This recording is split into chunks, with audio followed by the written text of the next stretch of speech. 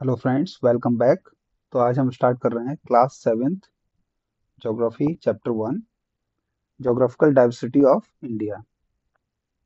तो इस चैप्टर में क्या पढ़ेंगे हम लोग बच्चों? तो इस चैप्टर में हम लोग पढ़ेंगे व्हाट आर द सम की ज्योग्राफिकल फीचर्स ऑफ इंडिया, की geographical features of India and how does India geographical diversity affect our life.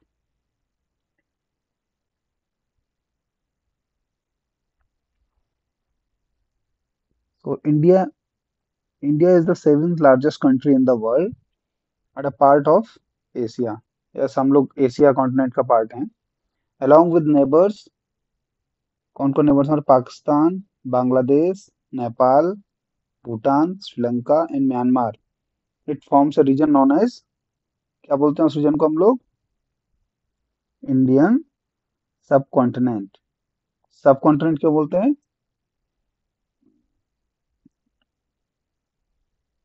Since it is a part of continent of Asia. Often for the purpose of the discussion we refer five regions. तो basically हम five regions को study करेंगे इस chapter में। क्या क्या है वो? फर्स्ट है great mountain zone, that is Himalayas. Then plains of Ganga and Indus. Then desert region, जो कि राजस्थान में है। The southern peninsula and the islands. तो ये फाइव रीजन है जिनको हम स्टडी करेंगे इस चैप्टर में। So the Himalayan mountain ranges stands as a natural barrier in the north. तो नेचुरल बैरियर की तरह काम करते हैं नॉर्थ में। while the Thar Desert and Arabian Sea marks its western limits। हम इंडिया की बात कर रहे हैं। साउथ में क्या है उसके? इंडियन ओशियन है एंड ईस्ट में क्या है? Bay of Bengal from the natural boundary. तो एक बार इसको देख लेते हैं कैसे है इस मैप के अंदर। नॉर्थ में क्या है? नॉर्थ में हिमालयाज है, तो ये हिमालयाज है यहाँ। right? और वेस्ट में थार डेजर्ट है। साउथ में क्या है? इंडियन ओशियन है। इधर थार डेजर्ट एंड अरेबियन सी है। वेस्ट में इंडियन, साउथ में इंडियन ओशियन है एंड ईस्ट में क्या है? इसमें बे ऑफ बंगाल है। ओके, तो ये चार जगह से ऐसे ज्योग्राफिकल बाउंड्रीज बन रही है इंडिया की। एक बार फिर से रिपीट करते हैं। नॉर्थ में हिमालय है, हिमालयाज इन नॉर्थ। वेस्ट में थार डेजर्ट है एंड अरेबियन सी है। ओके, साउथ में इंडियन ओशियन है एंड ईस्ट में बे ऑफ बंगाल। तो इस तरह से नेचुरल बाउंड्रीज बना रहे हैं इंडिया की। Back to our topic.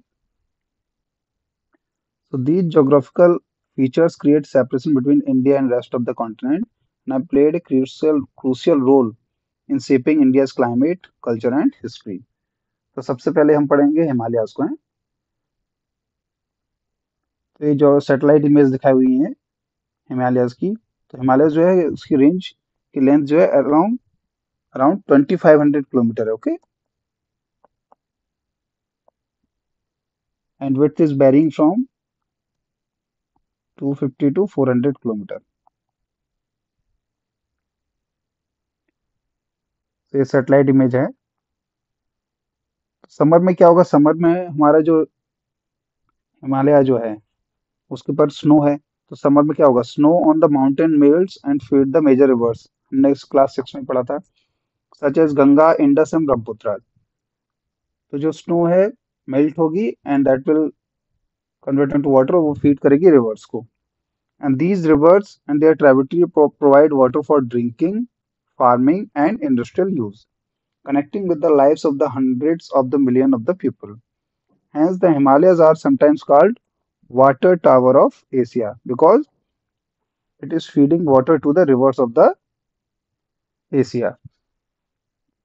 The Himalayas are also important to many cultures and belief systems. The mountains themselves are considered as sacred and temples and monasteries have been built within them. बहुत सारे temples हैं, जैसे Amarnath temple की यात्रा करते हैं हम लोग। उत्तराखंड में बहुत सारे टेम्पल हैं। चार धाम है, गंगोत्री, यमुनोत्री, बद्रीनाथ, केदारनाथ। तो उसमें से एक एग्जाम्पल नीचे दिया हुआ है गंगोत्री के बारे में। तो भागीरथी रिवर जो है major tributary of Ganga, originate from the Gaumukh. Gaumukh कहाँ है? उत्तराखंड में है। Gaumukh means cow's mouth, Indira, Uttarakhand. It is edge of the Gangotri glacier. तो ये गंगोत्री ग्लेशियर का एंड है। सपोज ये गंगोत्री ग्लेशियर है, तो यहाँ से एंड में this is Gangotri glacier,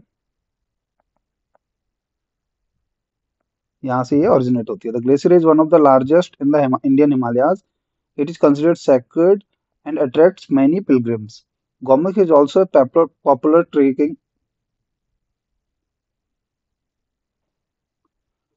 Gomukh is also a popular trekking destination. Okay. Now we will understand कि हिमालयस कैसे फॉर्म हुए।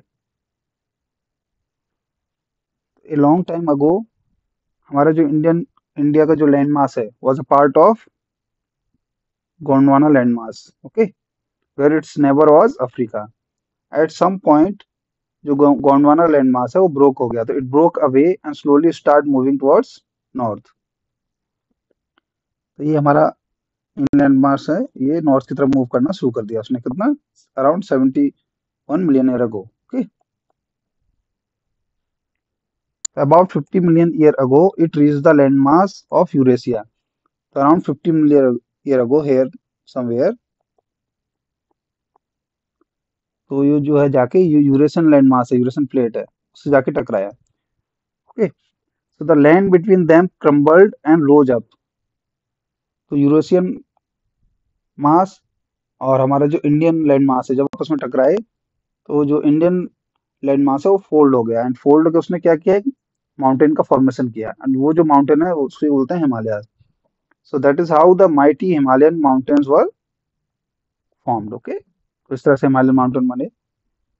तो India is still pushing into Asia today. ये कहना चाहते हैं कि अभी भी जो है Indian plate is pushing the Eurasian plate. इसका मतलब ये है कि अभी भी जो हिमालय की हाइट है वो इंक्रीज हो रही है। ओके, तो किस रेट से वो मूव हो रही, इंक्रीज हो रही होगी, दैट डिपेंड्स ऑन द किस रेट से हमारी जो इंडियन प्लेट है वो मूव कर रही है। तो इंडियन प्लेट मूव कर रही है 5 centimetre each year. Okay, which is slower than the rate at which हमारे हेयर्स ग्रो होते हैं। This means that Himalaya are still growing taller just a tiny bit each year, about 5 millimetre. तो Himalaya still around 5 millimetre से उसकी height जो है increase हो रही है ना। गुड, अभी आगे देखते हैं। तो हिमालयस को ना तीन ब्रॉड कैटेगरी में डिवाइड किया गया है। One is Himadri, that is greater Himalayas. One is Himachal, that is lower Himalayas. And अंदर is Shivalik, that is outer Himalayas. Okay, तो किस तरह से फॉर्मेशन एक बार देख लेते हैं।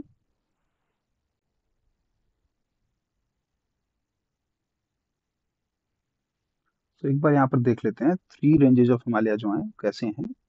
सपोज यहाँ पर प्लेन्स हैं, शिवालिक है, दिस इज हिमाचल है, this is Himadri.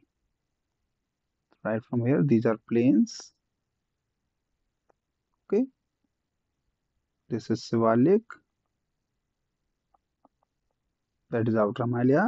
This is Himachal, middle Himalaya, and this is Himadri, great Himalaya. Okay, तो एलिवेशन जो सबसे ज्यादा रहेगा वो किसका रहेगा? हिमाद्री का रहेगा। और हिमाद्री जो रहेगी, ग्रेट हिमालय जो रहेंगे दैट इज स्नो कवर्ड रहेंगे।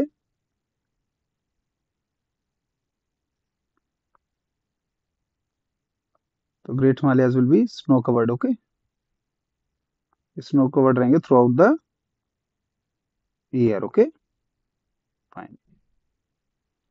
Then comes the Himachal. Himachal में क्या रहेंगे? सारे टूरिस्ट प्लेस वगैरह जो रहेंगे हिमाचल के अंदर रहेंगे। ओके, इसकी एलिवेशंस जो रहेंगे कम रहेंगे हिमाद्री से। हिमाद्री में जो बड़ी बड़ी माउंट एवरेस्ट जो है वो कहाँ पाई जाएगी? हिमाद्री के अंदर अंदर होगी। जो सबसे बड़ी बड़ी जो पीक्स है, माउंट एवरेस्ट जो है, कंचनजंगा जो है, वो कहाँ रहेगा? हिमाद्री के अंदर रहेगा। हिमाचल में टूरिस्ट प्लेसेस जो रहेंगे जैसे शिमला, मसूरी, जो टूरिस्ट प्लेसेस हैं वो हमारे रहेंगे हिमाचल में, that is Himalaya. Okay, then comes the outer Himalaya. Outer Himalaya में हिमालय ट्रांजिशन जोन है between, transition zone between plains and Himalayas. Okay, plains and Himalayas. अब देखते हैं इसको डिटेल में आगे। The Greater Himalaya are the highest and the most rugged part of the range, home to towering peaks like Mount Everest and Kanchenjunga। जो सबसे ऊंची peaks हैं वो इसमें ही रहेंगी। This region remains the snow covered throughout the year. Life here is tough and there are not many human settlements। Okay. Then आता है Himachal, the lower Himalaya, lies south of the Greater Himalayas and have more moderate climate, allowing rich biodiversity and human habitation। Okay. Popular hill station जो है वो हिमाचल में ही पाए जाते हैं, किसमें? Nainital Uttarakhand, Darjeeling West Bengal, Shimla Himachal Pradesh and Mussoorie Uttarakhand, located in this region. Okay, then comes the Shivalik. तो उसको आउटर हिमालय भी बोलते हैं। Forms the outer most lowest range consisting of the rolling hills and dense forest. So forest रहेंगे यहाँ एंड बायोडाइवर्सिटी यहाँ पर रहेगी। The foothills are rich in the wild life, serving as a transition zone between Himalaya and Gangetic plains, जो हमने show किया उधर। Okay? तो ग्रेट हिमालय नेशनल पार्क जो है वो हिमाचल प्रदेश में है। Wide diversity of flora and fauna है, जिसको यूनेस्को ने वर्ल्ड हेरिटेज साइट डिक्लेयर कर दिया ना। Okay, so the next topic is cold desert of India। Basically deserts two type के होते हैं, एक होता है हॉट डेजर्ट्स एंड एक होता है कोल्ड डेजर्ट्स। ओके, तो हॉट डेजर्ट कौन सा है इंडिया में? थार डेजर्ट है, और कोल्ड डेजर्ट है लद्दाख। ओके, तो Ladakh is a cold desert. यहाँ पर टेम्परेचर जाता है -30 तक चला जाता है, मीन्स वेरी हार्श कंडीशंस रहती हैं। तो there is a very little rainfall and the landscape is rugged with rocky terrain, deep valleys, and lakes such as Pangong Tso Lake। तो ये लेक है बहुत फेमस है, हमने सुनी भी थी न्यूज में, जब इंडिया और चाइना का कन्फ्लिक्ट हुआ था तो पंगोंग तसो लेक बहुत न्यूज में थी। तो ये कैसी लेक है? सॉल्ट वाटर लेक है। ओके, सॉल्ट वाटर लेक है। हमने भी पढ़ा ऊपर के हिमालयस कैसे फॉर्म हुए। हमारी जो Indian plate and Eurasian plate आपस में टकरा रही हैं, उससे फॉर्म हुए। तो ये जो लद्दाख डेजर्ट है ये भी उसी से फॉर्म हुआ है। ओके, तो the terrain here resembles that of the moon, hence इसको हम मूनलैंड भी बोलते हैं। और जियोलॉजिस्ट एक्सप्लेन करते हैं कि the formation of this terrain as saw earlier by the fact that the mountain were folded when Indian landmass collided with the Eurasia, and this folded portion was a part of an ocean, and so the rocks in this area, वो इस तरह की दिखती हैं rocks, are made of the largely sand and clay, because जो ocean के part से बनी है इसीलिए। और इसीलिए यहाँ जो लेक्स हैं वो कैसी हैं? सॉल्टी लेक्स हैं जो भी हैं, बिकॉज वो ओशियंस के उससे बनी हुई है। ठीक है, despite the harsh conditions, Ladakh is home to the unique wild life like snow leopard यहाँ रहते हैं, ibex and Tibetan antelopes. Ladakhi people lead a simple life, the region is known for its, यहाँ पे बहुत सारी मोनेस्ट्रीज भी हैं and colourful festival, Losar and Hemis festival भी यहाँ पर लोग मनाते हैं। तो ये हमने जाना लद्दाख के बारे में, कोल्ड डेजर्ट के बारे में। नेक्स्ट हम लोग पढ़ेंगे गैंगेटिक प्लेन्स। तो एक बेसिक आइडिया हमने क्लास 6 में लिया था गैंगेटिक प्लेन्स के बारे में। तो as we move southwards from the Himalayas, हमने देखा ही था कि हिमालयस की 3 रेंजेज हैं, ये शिवालिक है, ये हिमाचल है, and this one is greater Himalaya और हिमाद्री। और यहाँ पर क्या है? प्लेन है। This is the north direction. तो अगर हम साउथवर्ड आएंगे तो क्या होगा? शिवालिक से नीचे की तरफ आएंगे, देन प्लेन विल कम। तो as we move southward from the Himalaya, we reach the vast and fertile Gangetic Plains. These plains have been important part of the history and civilization of India. These plains are nourished by, तो इसमें क्या है? बहुत mighty rivers. कौन कौन सी river important river आ रही है? गंगा, इंडस एंड ब्रह्मपुत्र। तीन इंपोर्टेंट रिवर है, Ganga Yamuna. Yamuna is a tributary of Ganga. तो Ganga, Indus and Brahmaputra river system along with their extensive network of tributaries, तो क्या लाते हैं साथ में, सॉइल को एनरिच करते हैं विद मिनरल्स। हमने पढ़ा था कि सॉइल, रिवर्स अपने साथ मिनरल रॉक्स के जो फाइन पार्टिकल्स लेके आते हैं, फिर आके वो उसको, जो भी डिपॉजिट है उसको डिपॉजिट कर देते हैं इन फ्लड प्लेन्स में। तो जो भी सॉइल है वो बहुत फर्टाइल हो जाती है। फर्टाइल होने की वजह से that is perfect for the agriculture, तो making region highly fertile and ideal for the agriculture. The river bring with them the mineral that enrich the soil enabling the abundant agriculture. और rivers जो है, ये Himalayan reverse जो है वो electricity भी produce करती हैं अलॉन्ग विद एग्रीकल्चर। तो जो लार्जर पॉपुलेशन है वो कहाँ रहती है, प्लेन्स में ही रहती है, बिकॉज इजिली वाटर अवेलेबल है। सरफेस जो प्लेन है, कोई प्रॉब्लम नहीं है, ट्रांसपोर्टेशन बहुत इजी है। तो ये सब रीजन हैं। तो flat land of northern plain has allowed the development of the elaborate transportation network, road and railway has facilitate the movement of the people goods over the distance. इसीलिए यहाँ पर सबसे ज्यादा पॉपुलेशन है प्लेन्स के अंदर। ओके, ये एक सैटेलाइट इमेज दी हुई है, कैसे हमारा नॉर्थ इंडिया में जो लाइटिंग है नाइट के समय ऐसी दिखती है। ऐसा क्यों है, बिकॉज यहाँ पर बहुत ज्यादा पॉपुलेटेड एरिया है। तो जो बिग बिग सिटीज हैं वहाँ क्या हो रहा है, lighting is easily visible from the satellite image. Okay, so now हम कवर करेंगे the Indian desert, great Indian desert. क्या नाम है उसका, थार डेजर्ट। ये हमने पढ़ा ही था कि ये हमारा वेस्टर्न साइड में है, टुवर्ड्स पाकिस्तान। तो if we move westward on the map, क्या हमारा आएगा यहाँ पे, this area is called Thar desert. Thar desert में कौन सी स्टेट्स में फैला हुआ है थार डेजर्ट। तो थार डेजर्ट है, यहाँ पहले देखते हैं इसको। The Thar is a vast arid region, it lies within the India spanning states Rajasthan, Gujarat, Punjab and Haryana. तो चार स्टेट में फैला हुआ है। The desert act as a natural barrier, क्यों, due to the harsh conditions that deter human and animal movement including very high daytime temperatures। तो दिन में क्या रहते हैं, हाई टेम्परेचर रहेगा, और रात को क्या रहेगा, कोल्ड नाइट्स रहेंगी। Allows lack of the access to the water, water भी नहीं है, तो एक नेचुरल बैरियर की तरह भी काम करता है। और क्या फीचर होता है कि सैंड ड्यून्स फॉर्मेशन होते हैं डेजर्ट में। सैंड ड्यून्स कैसे फॉर्म होते हैं, बिकॉज जब विंड्स चलती हैं तो क्या करती हैं, wind shifts the Sands and shapes the sand into hill like formations, तो उनको बोलते हैं sand dunes.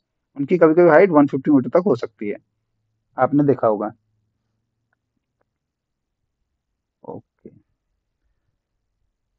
so people living in the Thar have adopted their way of the life to the place and what it offers. Food habits, clothing, and lifestyle are suited to the harsh conditions. So the next topic is Aravali Hills. Aravali Hills. Aravali Hills are among the oldest mountains in the world. Some 2.5 billion year ago form हुए थे ये Aravali Hills. ये बहुत पुराने हैं. Himalaya is very young. So the range has many peaks and ridges.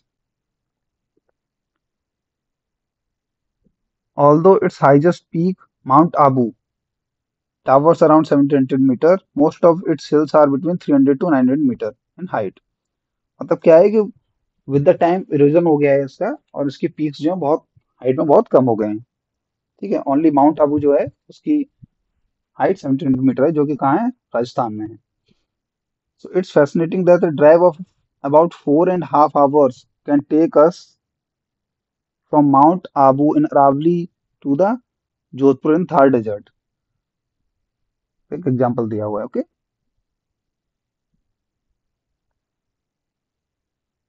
अब देखते हैं अरावली क्या रोल प्ले करता है। तो Aravalli play a vital role in shaping the geography and climate of the northwestern India. One of its important functions is acting as a natural barrier, preventing the Thar Desert from expanding further eastward. तो अगर हम देखें इस तरह से map में, एक तरह से, तो थार डेजर्ट जो है इस तरह से है। It went up to Delhi from Gujarat. So Gujarat से जाता है, then Rajasthan, then Haryana, then Delhi, and here is the Thar desert. तो थार डेजर्ट को इधर आने से रोकता है, towards eastern side of the Aravalli. Okay, so the Aravali, rich in minerals like marble, granite, zinc, and copper, have supported mining and construction activity for centuries. In fact, evidence from its ancient mine at Jawar has shown that over 8 centuries ago, Indians were first in the world to master the delicate process of extraction of zinc. Historically जो है Aravalli mountain range है वो हमको क्या provide कर रही है, minerals provide कर रही है। ओके,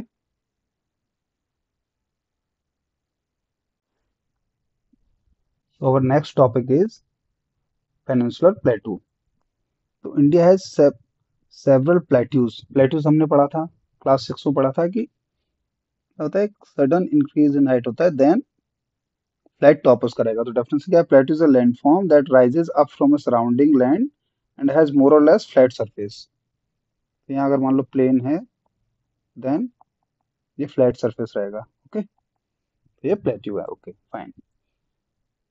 तो India has several plateaus, the most important one is triangular peninsular area in the middle and south of the country. It is also very old land formation since this region is a peninsula surrounded by, peninsula क्या होता है, a peninsula is a piece of land that is surrounded by water on three side। इस तरह से हमारा peninsula है, इस तरह से है, यहाँ पूरा वाटर है ऑल थ्री साइड्स, इसलिए इसको पेनिनसुला बोलते हैं। ओके, थ्री साइड किस किस से, अरेबियन सी ऑन, यहाँ अरेबियन सी है, यहाँ इंडियन ओशियन है, और यहाँ बे ऑफ बंगाल है। ओके, बे ऑफ बंगाल है, तो Arabian sea, bay of Bengal and Indian ocean, इसलिए हम बोलते हैं इसको peninsular plateau. The plateau is bordered by two main mountain ranges, the Western Ghats and Eastern Ghats. तो इसी में हम आपको थोड़ा सा शो करेंगे। तो यहाँ जो वेस्टर्न साइड में है, from Gujarat up towards Kerala, okay, hair eastern घाट उड़ीसा से लेकर, थोड़ा डिस्कंटिन्यूस है ये, up to Chennai. Okay, means Tamil Nadu. तो ये है वेस्टर्न घाट, जो वेस्ट साइड में वेस्टर्न घाट है, और ये ईस्टर्न घाट है। Okay, just for understanding. So the Western Ghats are taller and run along with the western coastline like a wall, with many beautiful waterfalls flowing their steep sides during the monsoon season. तो western घाट का जो height भी ज्यादा है और बहुत सारे beautiful waterfalls भी हैं उस पर। ईस्टर्न घाट का जो हाइट है थोड़ा कम है। तो ईस्टर्न घाट जो हैं are lower and broken into smaller hills along the eastern coast, जो हमने डायग्राम में आपको दिखाया है। Between these mountain ranges lies the Deccan plateau, a vast area of flat highlands. तो डेक्कन प्लेटू कहाँ है, इनके बीच में है। एक बार फिर से डायग्राम में देख लेंगे, एक बार डायग्राम बनेंगे तो बेटर रहेगा। ओके, यहाँ पर है वेस्टर्न घाट्स, ये ईस्टर्न घाट एंड थोड़ा सा डिसकंटिन्यूस है। ओके, फिर इनके बीच में यहाँ क्या है, इस तरह से यहाँ डेक्कन प्लेटू है। ओके फाइन, तो यही वो शो करना चाह रहे हैं यहाँ पे जो बोल रहे हैं। So between these mountain ranges lies the Deccan Plateau, a vast area of flat highlands. Rivers like Godavari, Krishna, and Kaveri flow across the plateau from west to east. Okay, reverse कहाँ, waste to east flow करती हैं, यहाँ से इधर की तरफ, ये waste है और ये ईस्ट है। Okay, these rivers are important for farming and provide water to the million of the people. तो इस एरिया में फार्मिंग वगैरह करती हैं, ड्रिंकिंग वाटर प्रोवाइड करती हैं। This plateau is rich in minerals, forest and fertile land, making it vital for Indian economy. हमने class 6 में भी पढ़ा था कि प्लेट्यू जो है बहुत रिच रहते हैं मिनरल्स में, और इंडस्ट्रीज को मिनरल्स प्रोवाइड करते हैं। तो इंडस्ट्रियल बेल्ट भी जो है इसी रीजन में मोस्टली पाए जाते हैं। It has little to It tilts little to the east, so a few of the rivers in this region flow towards Bay of Bengal. East-flowing rivers like Godavari, Krishna, and Mahanadi originates here, providing water for the farming, industry, and hydroelectric power. So there are west-flowing rivers also, like Tapti. Narmada and Tapti are west-flowing rivers. West-flowing rivers is, suppose this is the map, they will be flowing towards Arabian Sea. Okay, Arabian Sea की तरफ जा रही हूँ तो वो west-flowing rivers.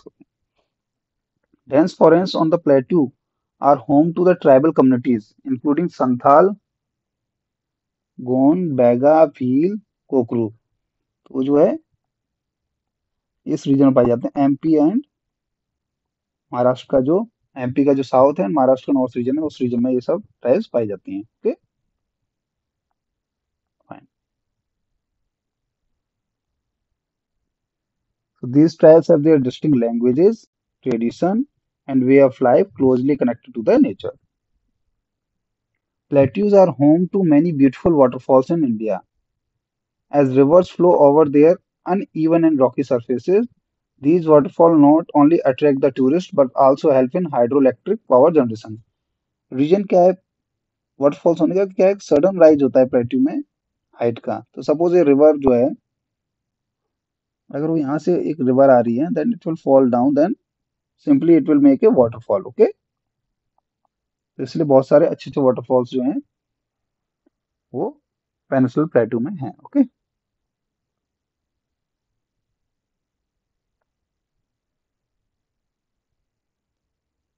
Then comes the Indian coastline. Okay, so India's coastline is dotted with beautiful beaches, rocky cliffs, and lush green forests. Some beaches have golden sand, while others have black rocks. Some islands have coral reefs, while the other are covered with a thick jungles. India की coast length कितना है total?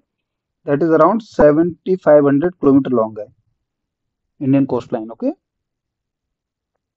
तो दो coast है हमारे, हम पढ़ी रहे थे, west coast and east coast. तो पहले हम लोग वेस्ट कोस्ट के बारे में डिस्कस कर लेते हैं। तो west coast of India stretches from Gujarat to the Kerala. एक एग्जांपल के लिए ले लेंगे तो ये यहाँ गुजरात से लेकर केरला तक है, तो ये वेस्ट कोस्ट है हमारा। Okay, up to Kerala. Okay, passing through, suppose वहाँ गुजरात है, ये महाराष्ट्र है, देन गोवा। ओके, तो passing through Maharashtra, Goa, Karnataka. Most of the river here originate in western Ghat and flow swiftly and form estuaries. The coastline is shaped by the alluvial deposits from the salt rivers and features coves, creeks and estuaries. तो अगर west coast क्या है, यहाँ जो रहेगा वो रहेगा western Ghat. Okay, and सी के बगल बीच में जो होगा दैट इज वेस्ट कोस्ट। तो वेस्ट कोस्ट में जो रिवर फ्लो करेंगी टुवर्ड्स वेस्ट जो करेंगी, वो क्या करेंगी, अपना एलुवियल डिपोजिट यहाँ करेंगी, and they form the estuaries. Estuary means your water will flow like a place.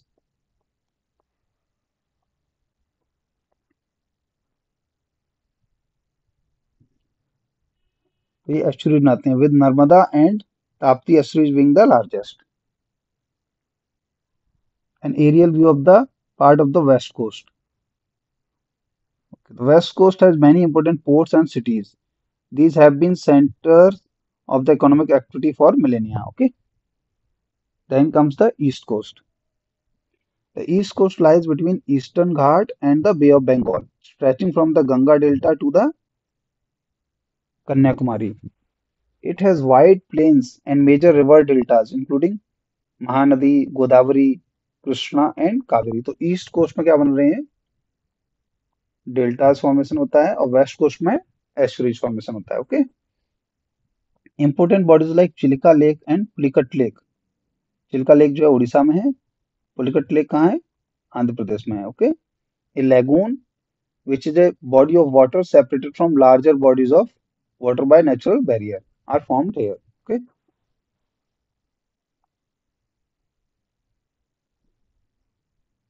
Deltas are landforms formed at, तो डेल्टाज क्या है? Landform form at mouth of the river when it deposits sediments into larger body of water such as ocean, lake, or another river. Over the time, these sediments build up, forming a triangular or fan-shaped area. ये जो यहाँ दिख रहा है ये delta को दिखाने की कोशिश हो रही है सैटेलाइट व्यू से. Okay. The Godavari, Krishna, Kaveri and Mahanadi rivers create fertile deltas, making land ideal for farming. एक बार देखते हैं डेल्टा फॉर्मेशन कैसे हो रहा है. सपोज ये ईस्टर्न कोस्ट लाइन है, एक रिवर आ रही है, तो रिवर क्या करेगी? बहुत सारा डिपोजिट करेगी लोड यहाँ पर, इस तरह से तो फैन लाइक स्ट्रक्चर बन जाएगा सी के अंदर. तो वो दैट इज द डेल्टा, वही यहाँ शो कर रहे हैं. ये डिपोजिट किया है उसने, एक डेल्टा फॉर्मेशन हो रहा है वहाँ. ठीक है. Then comes the Indian islands. The Indian island refer to the group of island scattered across Indian ocean, Arabian sea and the bay of Bengal which forms the part of the Indian territory. तो हमारे two major islands हैं, group of islands. कौन कौन से? One is Lakshadweep and another is Andaman and Nicobar island. Lakshadweep जो है वो कहाँ है? अरेबियन सी में है. And Andaman and Nicobar in bay of Bengal. These islands have unique wildlife, beautiful beaches and coral reefs and balconies. Andaman and Nicobar and Lakshadweep both have coral reefs, and Andaman and Nicobar have volcanoes. तो Lakshadweep islands के बारे में पढ़ते हैं अभी. Lakshadweep is a archipelago, means a group of islands located in Arabian Sea close to the Malabar coast of Kerala. It is made up of 36 islands made up of coral. Not all islands are inhabited by the people. तो हमारा Lakshadweep island कैसे बने हुए हैं? Coral से बने हुए हैं. कोरल्स को हम आगे पढ़ेंगे. तो India controlled a vast marine area following allowing for fishing, resources exploration and environmental protection. Second one is Andaman and Nicobar. तो the archipelago, this is also a group of islands, so इसको archipelago बोलते हैं. Had more than 500 large and small volcanic islands divided into two distinct groups, that is Andaman group and Nicobar group islands. तो ये corals को show किया गया. Corals जो है वो बहुत ही बेटर हैबिटेट होते हैं. यहाँ पर बहुत ज्यादा ओशियन में स्पीसीज पाई जाती हैं. डाइवर्सिटी ऑफ स्पीसीज बहुत ज्यादा रहता है.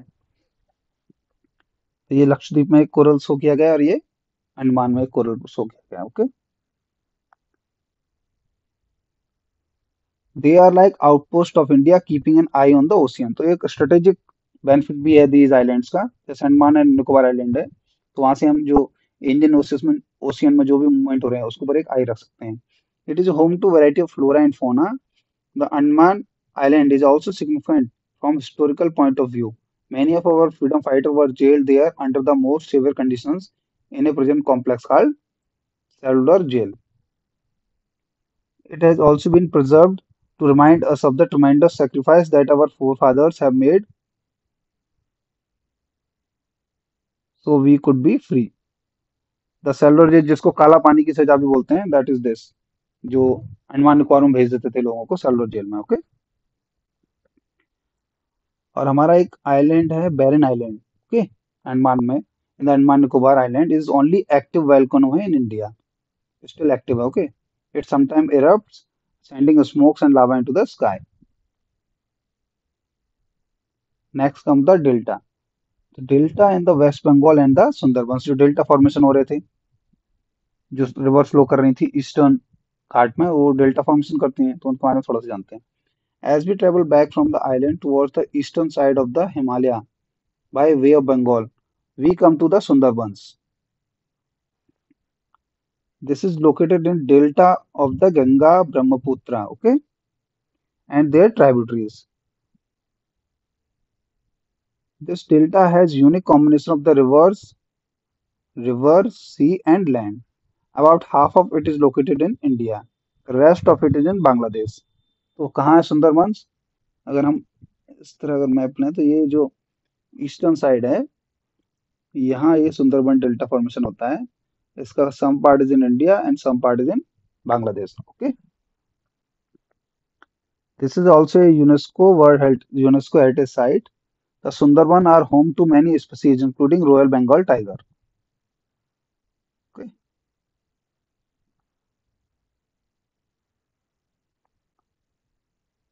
Now next is the hills of the northeast. Stay on the map as we move towards the hill of the northeast, our final destination for now. So see the Garo, Khasi and Jaintia marked on the map. These hills are part of the Meghalaya Plateau and also known their lush greenery, heavy rainfall and breathtaking waterfalls. एक बार देख लेते हैं north east hills को map के ऊपर. Okay, now see this is India map. Now we go towards east, east की तरफ जाएंगे अगर हम, यहाँ पर हमको विजुअल होगा गारो हिल्स, खासी hills and Jaintia hills. Okay, visible है स्क्रीन में. ओके, तो यही वहां शो करने की कोशिश हो रही है. So this region experiences one of the highest rainfall in the world, making it rich for forest, unique wildlife and the fertile land.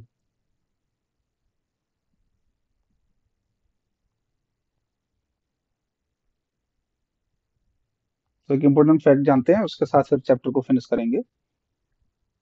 So Malinong village situated in East Khasi Hills of Meghalaya is renowned as the cleanest village in the Asia.